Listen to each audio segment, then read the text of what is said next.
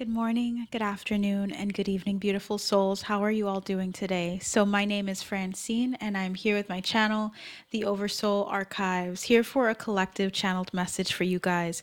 I couldn't stop thinking about the collective. I feel like lately I've been doing so many readings, and the fire, the desire to reach out and to connect and also to collect information and to disperse it to people on this channel and on other channels has been my desire for quite a while. And now I'm kind of getting back into the swing of things. So I appreciate all of the love and support and all of the people that are staying tuned and are getting a lot of messages out of this. It means a lot, and it means the world to know that it's assisting and helping people in various ways. And for some people, I feel like they're going to make sense out of it later on. So I do welcome the people that are seeing my content in the future far down. Thank you guys. So let's tap in. Let's look at what messages your spirit team has for you at this moment, current moment in time. I, just as a heads up, am going to be tapping into celebrities again. I like to go between collective messages and celebrity readings because I feel like everyone's connected, but I feel like it's nice to go between instead of always focusing on a particular person. So you'll notice that I do a lot of readings for various people in society. If you have any suggestions, please feel free to put them down in the comments below. I would love to add them to the list and to tap in and see what I'm meant to go towards, because it's always based on the day that I feel that knack or that sense that this person needs to be talked about, that person needs to be talked about. We're going to address them in divine timing ultimately. So, at least for me, right? So, let's see. Spirit team members, thank you so much for being here with me. There's something here about second chances. Someone here, and I tripped on my words a little bit. I feel like someone's not happy about hearing about that, the idea of second chances with something, because I feel like when someone does something that offends you or hurts you, it's like deuces. And I get that. I feel like it depends on what it is, because I feel like when it comes to perspectives and us going through consistent perspective shifts, sometimes the things that angered you no longer anger you the way that they did in the past. And I feel like someone here is reflecting and they're saying, I got really mad at this person about something they did, but it wasn't anger at the person, it was anger at the thought or anger at the emotion that you experience with this person. So there's something about healing between people and people groups. And there's also something about connecting and communicating your thoughts and your feelings in a way where there is a understanding that is bridged, or that comes to form a bridge between two people, right? So there's something about reconciliation and resolution for certain things. Keep in mind, not everything is, in a sense, salvageable in the sense that not everyone is meant to be reconciled with, right? We know there's people that are in our lives for a season and for a reason, and we've moved on. There are people that we're understanding from a distance, and there's closure that we're getting from our spirit teams and from our higher selves on people that we met and that we came across on our journey and on our path. But this is more so about specific people that you're going to come into contact with that will, the situation or relationship is going to require a consistent perspective shift, and it's for a good reason. It's like you needed this perspective shift. You needed this person to tell you something that you've never heard, right? Either you've never heard this before and that person kind of opens up your mind and you're like, whoa, that's not what I thought, and I don't think that makes sense. Something about that is going to be a sign that you're a part of this group of people. I haven't even I'm channeling right now, guys. I'm not even like, I haven't picked a card, but I feel like this one is meant to be. Yeah, this one's meant to be. That one kind of like stuck, and this one. Perfect. So we have 3 cards from Chris Leach's lovely deck called the Delian, Delian Art Oracle. I'm not marketing it, of course, for like a specific purpose apart from sharing what matters to me and what I enjoy. And I really love these cards. This deck I just got and I'm still learning, so just a disclaimer, the words and the names, I may not say them or pronounce them correctly, but I will work on that because I am learning as I go. This is the deck itself, just an example of one of the cards. This is 0. So you guys have something about a new journey that you're approaching. There's something really exciting about this energy. I feel like the black of the root is indicative of you coming from maybe even a dark place, or having a sense of doubt, or not being aware of what the path would look like. And then recently you may have come into an understanding of something that is kind of sprouting this inspiration and sprouting excitement, sprouting like hope. There's a hope here with this collective and this group of people, and you're starting into a new cycle, and it's very exciting, and it will be if you're not seeing it or feeling it. I feel like my words are kind of slurring, so let's see why that's happening. Before I look at the cards, I want to tap into, using my beautiful Nefertari tarot deck, what the overall message is from the tarot. So let's see. We have the King of Cups coming through.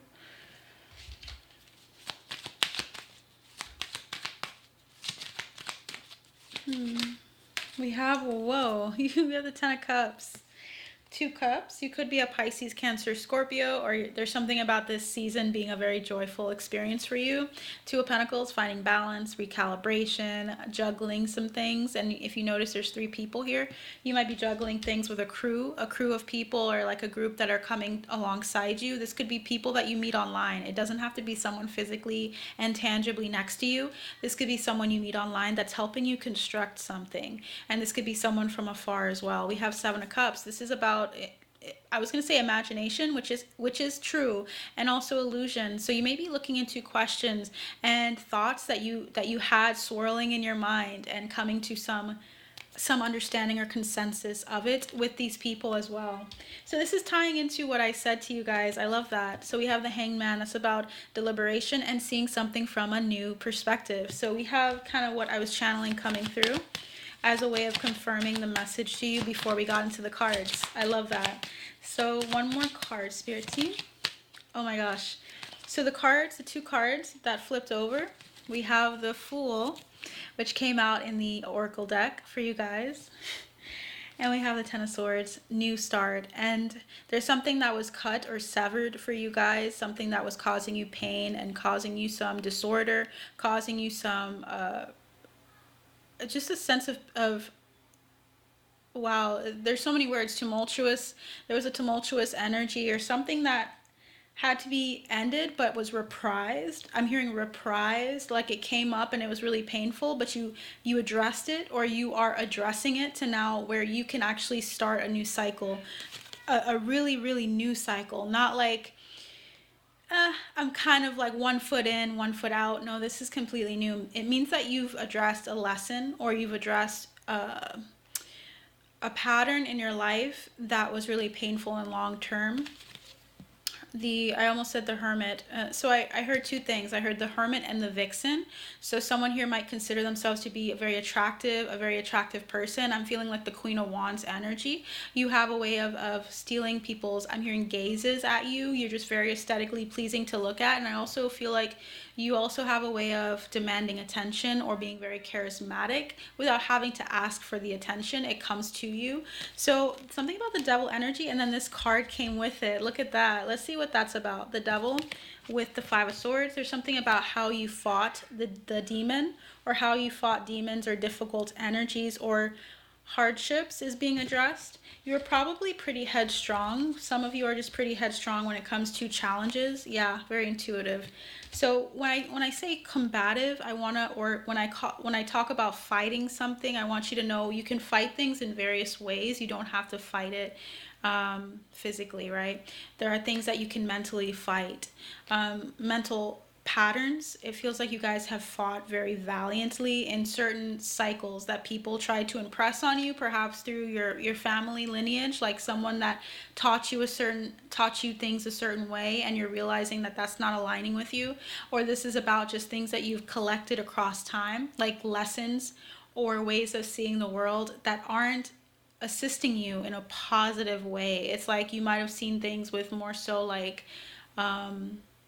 with resentment or anger to move forward, but now you're looking at it and saying, I don't need to have resentment for this situation or this person because it taught me this. These are the positive things that I can take from the situation rather than sitting here and allowing it to eat me alive, like all of the negativity or all of the actions that were done to me, right? Six of Swords is about peace and about moving forward and transitioning to calmer waters, right? To calmer waters is what we all hear people say. Four of Pentacles is about having a sense of this is like self-reliance in a sense, because it's saying and entrusting yourself with this information, taking what you have and holding it close to your heart. It's like saying no one's going to touch these four things. They're mine. They're not going to be planted. I don't know what the plants are going to do with it. I'm not going to let anyone else fidget or play with these things. These are mine. I don't know why I have to say it that way. Nature is so beautiful, and I feel like it's important to let things take root, but there may have been this energy prior that was more so holding on to what you had and perhaps possessing it, like saying this is the property of insert your name. Yeah, and so there was a need for balance. I feel like you had to come to terms and had to have the Six of Pentacles, that balance, to see that you could let go of these things and that they would always return to you. And I'm hearing tenfold, meaning that you can invest into things wisely and see the output. I'm thinking of the Four of Pentacles like the four talents, okay? Yeah, we have the Lovers coming through, and this is about relationships. I'm feeling like stability with partnerships is coming to you guys. Before I even got into the Oracle decks, I'm doing this a little differently today. So the first card we have is 67. 67 is coming through. So I'd like to read that to you, and then let's see how it ties into this message. This is the guidebook, and you guys know how I love ancient Egypt, and I have a connection to them as well. To Sirius. I'm a Sirius star seed. So I wanted to look into 67. We have the Arae, the Arae. This could be Arae, Arae. So they are the female spirits of curses, closely associated with the Aranyes and Poanei or Poanai. The Arae issue from the underworld, often castigating and vexing those mortals responsible for their earthly demise. So they are the ones known for pissing off the people that were responsible for hurting them and for their demise on earth. Integral to the Oresteia, the Arae are synonymous with conscious self-recrimination and the innate sense of moral justice in humanity. As female spirits, the Arae are connate with Jungian, so this is Carl Jung, terms with the anima, the spirit, and the archetypal injustices perpetrated socially and historically on mothers, sisters, and daughters. So we have something about feminine energy, and this is about yin. Regardless of your gender, this is yin energy, and of allowing yourself to be in your feminine and to be happy and to be contented and to feel powerful in it and in both. To be able to go between two energies seamlessly, or at least to understand when you are operating in one or the other, and to know how you can be in a healthy way, or you can operate in a healthy manner with both. There's something here about recognizing also the need for justice. So justice is coming to you, and that is why you're starting something completely new. Something was an injustice for you for far too long, not meaning that it went beyond what it was meant to be. It means that it's just time. It's time. This is about condemnation, fault finding, reprisals. Did you guys hear me say reprise? Reprisals, remonstrations, and denunciations. So there's something here about judgment being reached on the situation that you were experiencing in the past, and that's the first card to come out. These cards were face down, and you saw that, right? You guys can see this table? Hold on. I want you guys to see the cards. Just in case anyone's like, hey, you saw that. No. You guys won't be able to see me, and you'll be fine. So next one here. So the next card we have, let's look at that. Next card here is the title card, guys. There's something here about you staking your claim, because I think of a deed or a will, or I think of some form of I think of something written, and when you look at the people in this picture, it seems like they're hoisting up a person or a like scarecrow, but it seems as though they're from colonial times as well. There's something about a pilgrimage for you guys, and I feel like you guys are on a pilgrimage, a new journey, and I feel like you guys are staking your claim into this new contract that you're creating with the land. So there's something about making something completely new, being free enough to sojourn, to go to a new path, and to be faithful to yourself and what your heart's calling you to. So you are meant to see the name of this deck, the name not of the deck but of the business, because there's something about the name. Perhaps you should look up the name Welkin. Maybe there's some significance to you historically, but also just please look into I think something about like the pilgrims is coming through. And I feel like there's something about you and these group of women here as well. I feel like they represent feminine energies and of how you can really make something fly, make something excel based off of community. Something about community with a group of women is significant for someone here. So let's move this up so I can talk to you guys like normal. Oh wait, let me not do that. It's gonna move a little bit, guys. Let me move it back up. Okay, so we're just gonna move it back up and we're gonna talk face to face here. Last card we have here is number 53.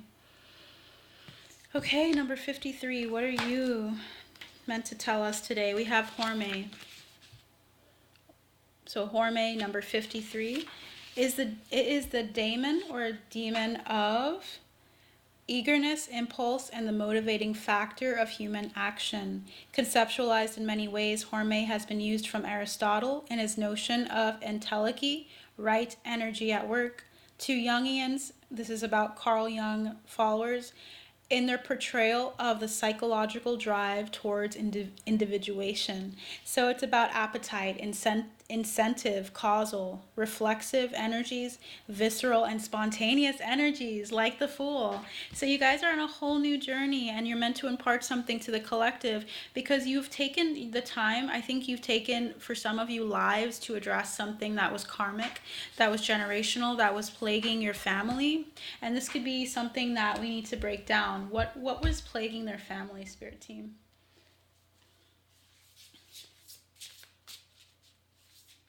Okay, there we go. Number 52. Let's look at that because that is the card right before the one we just talked about. So this is about that step before the climb or the step before the fall of moving and of like taking a leap here. So we have 52. And this one is in the shadow. That is Aegon. So Aegon is here. That's about the personified spirit of conflict, contest, and struggle. So there's been some struggle that you guys have been going through, and this is generational conflict and contest with people of the land. Perhaps we're talking about people who settled into a new land and they had contest with the people that were indigenous to that group. So this could be something historical that you experienced karmically, like perhaps your family members came from England or from a bloodline that was somewhere in Europe, a Western civilization, and they came here and they had conflicts and struggles with other groups that were neighboring, or other groups, like for instance with Scotland and England. Scottish and Irish individuals were treated differently. There's something about the experience of conflict back in the day, and this could be around the time of the Pilgrims entering the US. So I don't know, there's something about this, and this could also be other land masses as well. But we have Aegon is considered a barb toward action. Aegon became integral to Olympic competition and the antagonists in dramas.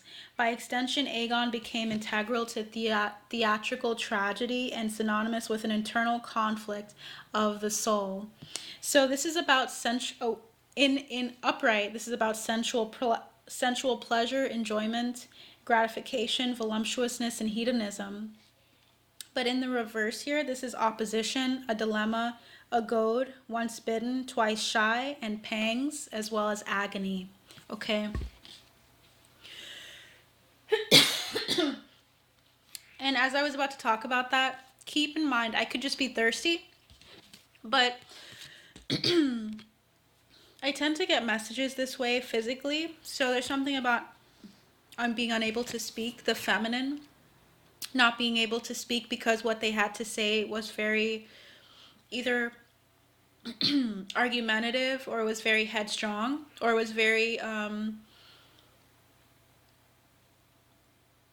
stuck. There's an energy of someone having a mother or a matriarch, a figure down the line in their ancestry that was very headstrong, very straight to the point, very harsh, but was very honest and true and loyal. And there was something about men in that group not liking that.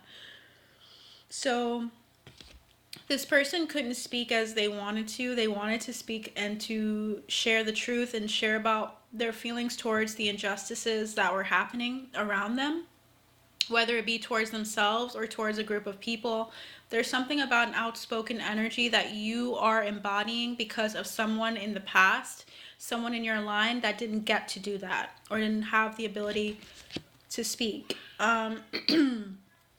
There's something really beautiful about you making a difference in your whole ancestry. Your ancestors are so proud of your ability to speak up. There's something about you using your voice a lot more. And of the wisdom pouring out of it. That is what really matters. Like where how deep that in I was going to say that mystery, how deep that mystery is within your line. I think there's a lot of secrets and hidden knowledge that was not spoken in the daylight. Like it was spoken of in in maybe corridors. I'm hearing corridors. It was spoken and whispered between women specifically. Something wasn't said outright because at the time people could not speak about certain people, or they would be considered to be what is the word I'm getting, like when a royal, when you speak against them you can get killed. You can become, you would get killed for doing something like that, speaking out about someone and talking about them or slandering them, something negative, saying it to other people. There's something about that. So royalty is coming through. I have people that have bloodlines from, they're coming from a royal lineage. I'm having a hard time speaking with you guys.